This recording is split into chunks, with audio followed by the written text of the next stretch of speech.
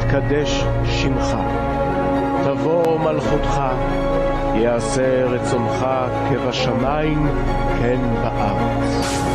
את לחם חוקנו תן לנו היום, וסלח לנו על חטאינו כפי שסולחים גם אנחנו לחוטאים לנו. ואל תביאנו לידי ניסיון, כי אם חלצנו מן הרע. Bienvenidos a una prédica especial para Veracidad Channel. Es un placer y un gusto estar aquí nuevamente. Mi nombre es Elizabeth García. Este día vamos a hablar del Salmo 51. Primeramente vamos a orar para pedirle a Dios que sea Él que esté con nosotros para que todo salga bien. Padre Todopoderoso, Creador del cielo y de la tierra, te damos gracias, Señor, este día, Padre, porque nos permites escudriñar tu palabra, Señor, porque eres bueno con nosotros, Dios. Te damos gracias, Padre, y te pedimos que prepares el corazón, Señor, de esas personas a las que ha de llegar tu palabra, Señor. Te pido, Señor, que seas tú quien nos redarguya, Señor, y quien nos guíe en este camino, Padre. Te damos gracias en el nombre de Yeshua Mashiach. Amén. El Salmo 51 dice así: Salmo de David, cuando el profeta Natán vino a él, después que David se llegó a Betsabé.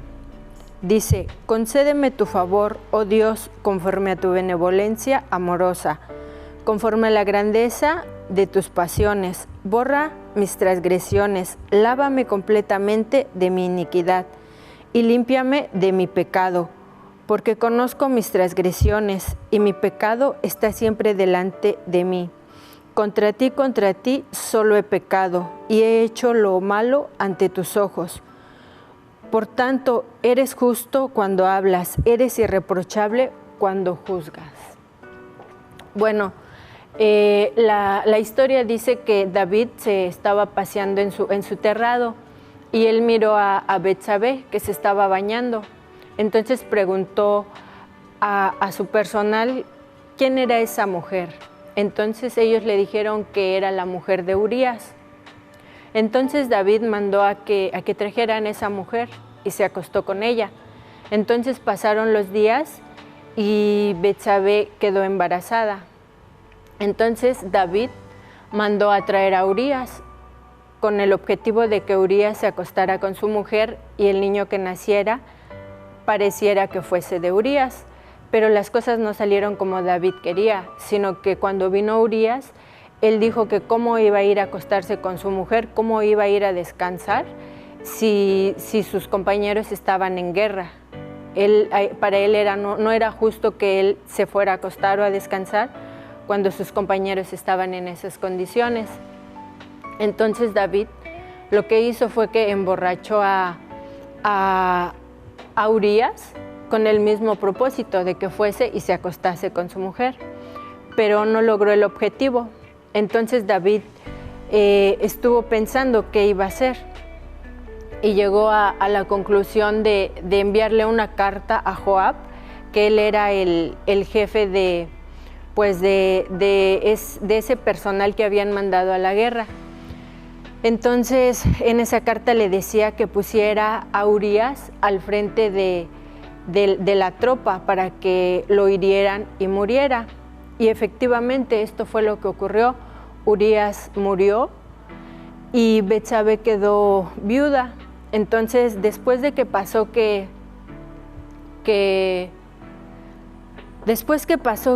murió Urías, Betsabé guardó luto.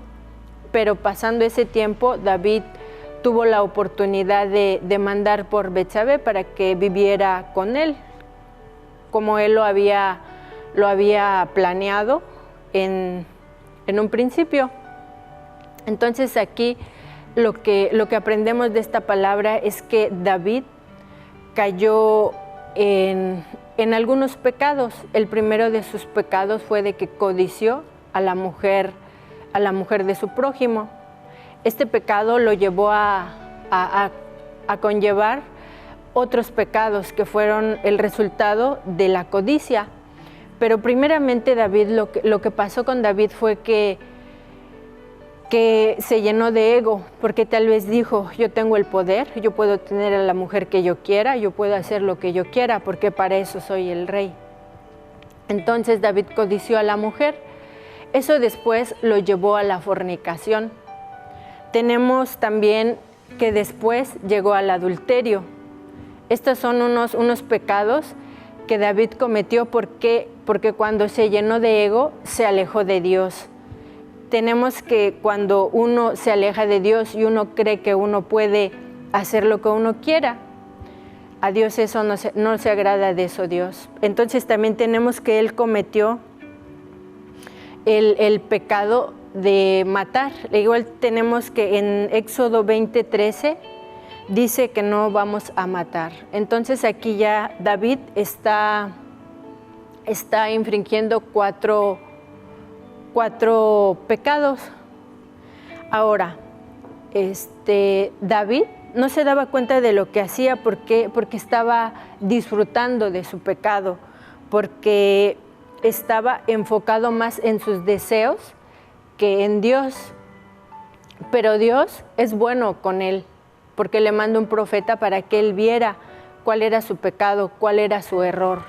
Nosotros a veces cuando nos alejamos de Dios y creemos que podemos hacer las cosas, que nosotros tenemos el poder, que nosotros podemos seguir solos, es cuando nos desviamos del camino, cuando creemos que por nuestras propias fuerzas vamos a seguir adelante, o que a veces tenemos un poco de dinero más que los demás, creemos que podemos hacer con esa gente lo que queremos, o a veces cuando tenemos un puesto en nuestro trabajo, creemos que vamos a hacer siempre así, que Dios no mira lo malo que hacemos, que Dios no mira lo que hay en nuestro corazón.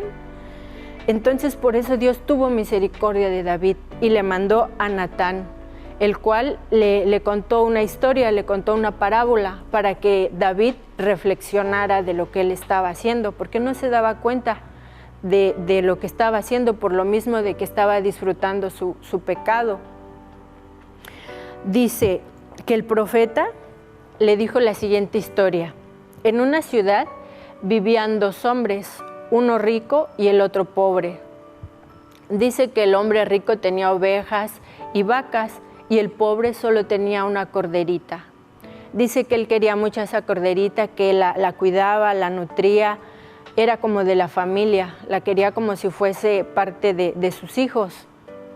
Entonces dice que vino un caminante y ese caminante vino y el rico como que deseaba darle algo, ofrecerle algo, pero no quiso agarrar de sus propias propiedades, que eran sus vacas y sus ovejas, sino que lo que hizo fue que miró a la corderita del hombre pobre y lo que hizo fue agarrarla y prepararla y ofrecerla al caminante. Entonces cuando David escuchó lo que el profeta Natán le dijo, él dice la palabra que se enfureció y que dijo, el que tal haga, que muera y que pague 4 veces lo que ha hecho. Entonces el profeta le dijo, pues el que ha hecho esto eres tú, David. Entonces, pues David así como que, pues dijo, pues se dio cuenta de su error, de lo que estaba haciendo. Entonces, aquí tenemos una parte bien importante. Nosotros cuando no conocemos de Dios, vamos en la vida y creemos que no cometemos pecado, que estamos bien.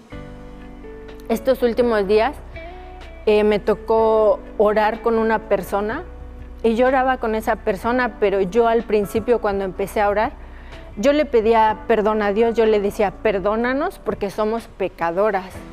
Entonces esta persona me decía, pecadora tú, yo no.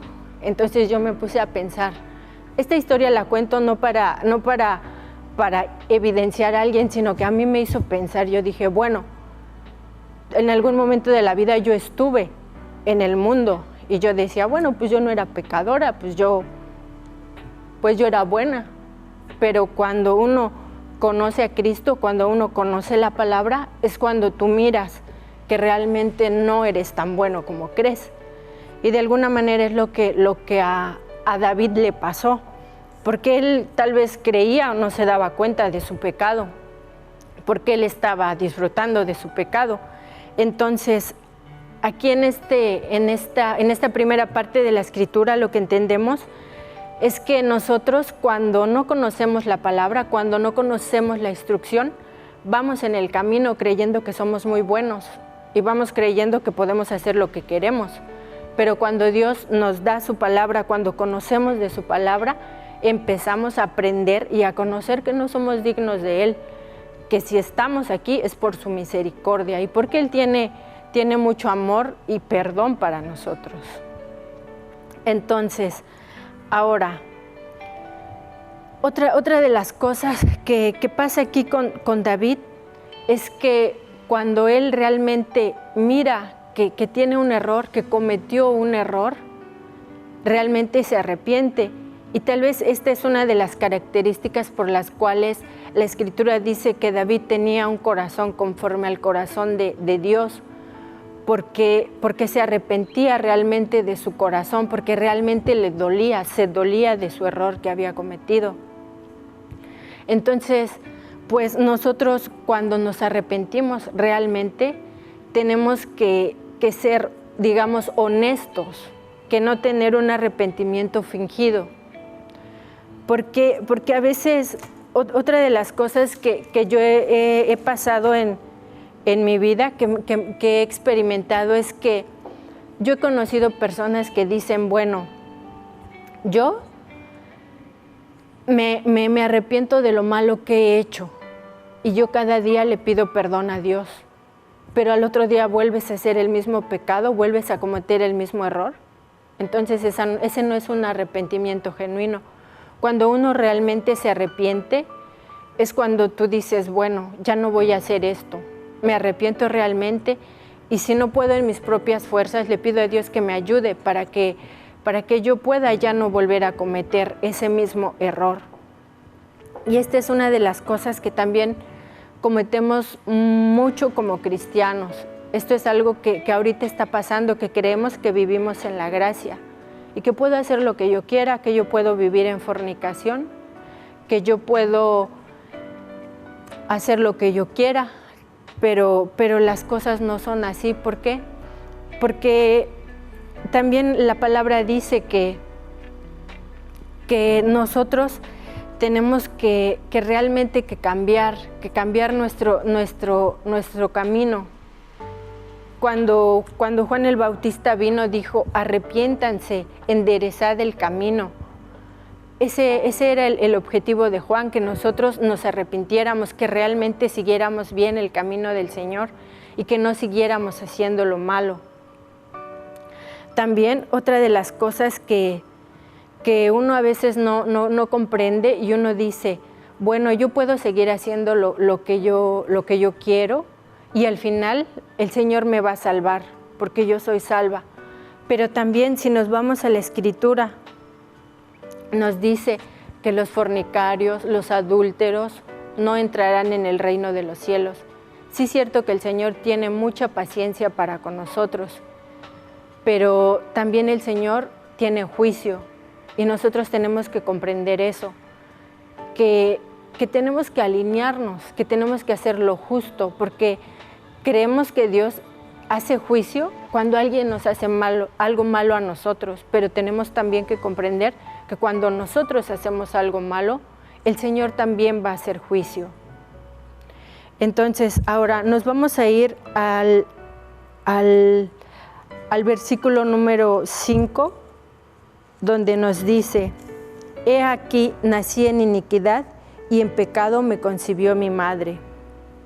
Aquí el pecado al que David se refiere es al pecado que todos heredamos cuando nacemos, al pecado que cometió Adán y Eva. Sí es cierto que muchos también nacimos en pecado porque tal vez nuestros padres no estaban casados y tal vez nosotros heredamos algunas maldiciones que no eran para nosotros, o más bien que sí eran para nosotros porque las heredamos de nuestros padres, pero tal vez a nosotros se nos hace injusto. Pero por eso nosotros cuando venimos en este camino, cuando venimos en esta vida, tenemos que tomar el pecado en serio. Porque yo la verdad es de que antes yo decía, bueno, si yo peco, el pecado solo me afecta a mí. Y pues yo voy a pagar por mi pecado. Pero ciertamente no. ¿Por qué? Porque cuando uno, por ejemplo, anda en adulterio, no nada más te afecta a ti, sino que si eres casado, si tienes hijos, afectas a tus hijos, a tu esposa. Si tienes padres, también afecta a tus padres, porque tus padres están preocupados por ti, por qué va a pasar con tu familia, por qué va a pasar contigo. Y cuando uno es joven, cuando tú tienes un novio o una novia y estás tal vez en fornicación, tus padres van a estar preocupados por ti porque tus padres saben que no estás haciendo lo correcto delante de Dios. Entonces, nosotros cuando pecamos tenemos que estar bien conscientes de que vamos a tener consecuencias y de que esas consecuencias no nada más te van a afectar a ti, sino también a tu familia. Porque esto es lo mismo que pasó con David. El profeta Natán le dijo, vas a vivir, pero la espada va a estar en tu familia, la espada va a estar siempre. Y si nosotros leemos la historia de David, a su familia le fue muy mal, hubo mucha muerte, hubo quien abusó de sus propias hijas, un hermano abusó de su hija. Entonces todas esas fueron las consecuencias, lo que David cometió, ese pecado que David cometió. Entonces por eso nosotros no tenemos que tener el pecado como cualquier cosa. A veces uno hace algo malo o está en algún pecado y sigues en ese pecado y como tú ves que no pasa nada, que no tienes ninguna consecuencia, dices, bueno, pues no pasa nada, yo pues sigo con esto y Dios me perdona. Pero después vienen las consecuencias. Por eso cuando uno está en este camino tiene que reflexionar, uno tiene que pedirle a Dios su guianza más que nada, porque a veces nosotros creemos que somos muy buenos, como te decía antes, pero por eso Dios nos manda siempre a escudriñar su palabra, para que nosotros nos guíe su palabra, para que seamos más rectos delante de Dios. Bueno, vamos a continuar en el siguiente versículo que dice, he aquí te deleitas en verdad en las partes internas y en las partes escondidas. Tú me harás conocer sabiduría, purifícame de mi pecado, con hisopo y quedaré limpio, lávame y quedaré más blanco que la nieve. Aquí David le está diciendo a Dios que lo purifique, que lo limpie. Y creo que es algo que todos le tenemos que pedir a Dios, porque a veces nosotros no somos conscientes de nuestros pecados, pero Dios sí. Y cuando tú te das cuenta de tu pecado, esto es algo muy, muy interesante, que Dios te permite que le pidas que te limpie, que seas limpio, que vuelvas a estar delante de su presencia. Porque cuando David cometió este pecado, se alejó de Dios. Por eso él seguía y hacía lo que quería, porque se había alejado de Dios. Por eso Dios le tuvo que mandar ese profeta para que él viera su pecado. Y ciertamente que Dios también es bueno con nosotros, porque Él nos deja, pero Él también tiene un límite para que nosotros nos demos cuenta que estamos mal, que estamos en pecado y que no estamos haciendo lo bueno y lo correcto delante de Él. Ahora, tenemos, ¿por qué David menciona el hisopo? Porque dice que ese era algo que se utilizaba en el pasado para limpiarse, para purificarse. Ahora, en el siguiente versículo dice, hazme oír alegría y gozo, para que exulten los huesos que has quebrado. Aquí David le está diciendo como que lo restaure, como que le quite ese peso que él llegó a sentir cuando se dio cuenta de su pecado, cuando se dio cuenta de que había cometido un gran pecado y que su error era bien grande. Porque antes él no se daba cuenta, porque andaba así disfrutando de su pecado. Aquí es cuando él le dice que le pide a Dios que lo restaure, que le quite eso, digamos, esa carga que él sentía por ese pecado que había cometido. Luego en el 10, aquí dice, crea en mí, oh Dios, un corazón limpio y renueva dentro de mí un espíritu firme. Aquí yo creo que todos quisiéramos pedirle a Dios un corazón limpio, un corazón que no tenga amargura, que no tenga odio, que no tenga esos malos deseos, porque también nos han enseñado últimamente que para Dios el corazón y la mente es lo mismo. Entonces yo pienso que nosotros todos, y no nada más yo, quisiéramos tener una mente limpia, un corazón limpio para hacerlo recto, porque ciertamente a veces nosotros no sabemos qué es lo que hay en nuestro corazón. Por eso aquí David le dice, renueva mi corazón, crea en mí, oh Dios, un corazón limpio y renueva dentro de mí un espíritu firme. Yo creo que todos quisiéramos tener un corazón así, un corazón limpio, un corazón sin maldad, sin esos malos deseos que a veces tenemos. Y también dice, renueva mi espíritu, renuévame para que yo pueda seguir, para que ya no siga cargando este pecado que tengo en mí. Ahora luego dice, no me arrojes de tu presencia y no quites de mí el espíritu de tu santidad. Aquí David ya se había dado cuenta que se había alejado del Señor, pero le dice, no me alejes de ti, no te alejes de mí, que tú estés siempre conmigo. ¿Por qué? Porque David reconocía que necesitaba de Dios. Nos acordamos que cuando en el Edén, cuando Adán se rompió ese lazo que él tenía con Dios, para nosotros los humanos eso se hizo una necesidad.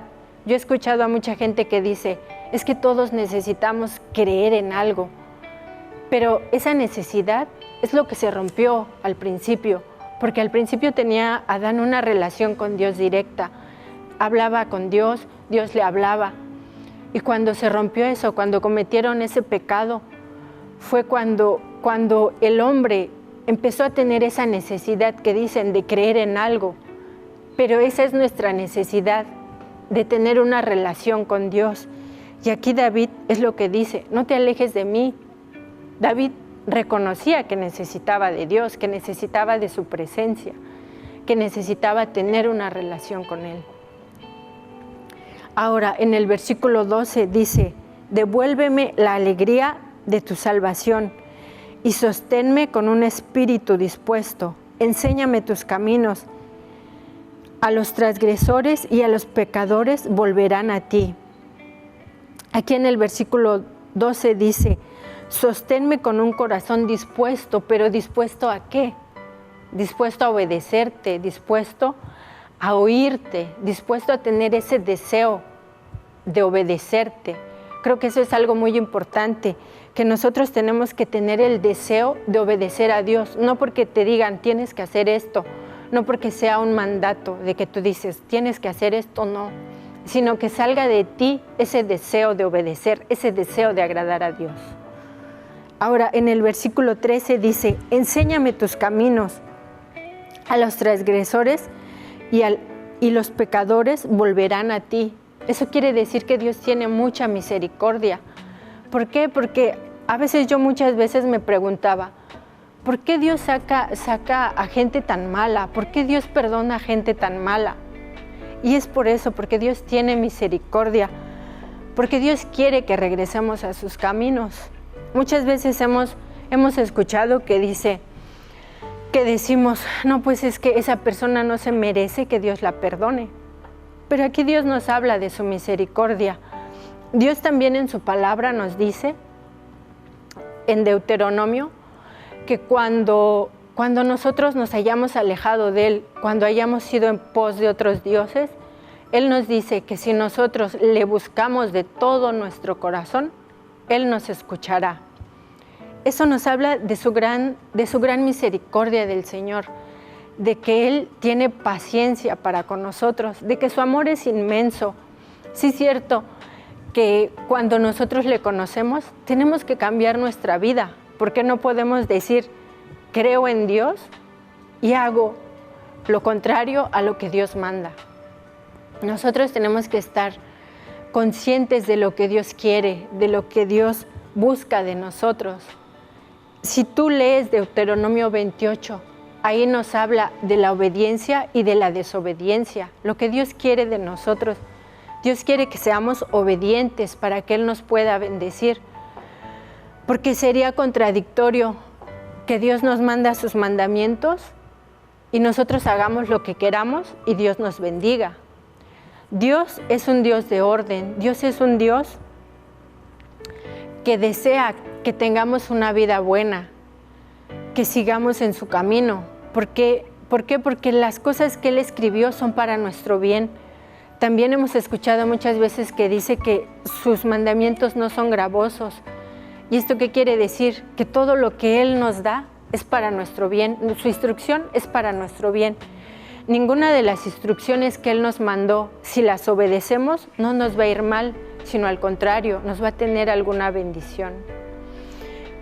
Entonces, este día yo te invito a que escudriñes la palabra del Señor, a que cambies tu corazón, a que le abras tu corazón a Dios, a que permitas que Él entre en tu corazón. Y tú vas a decir, ¿y eso para qué?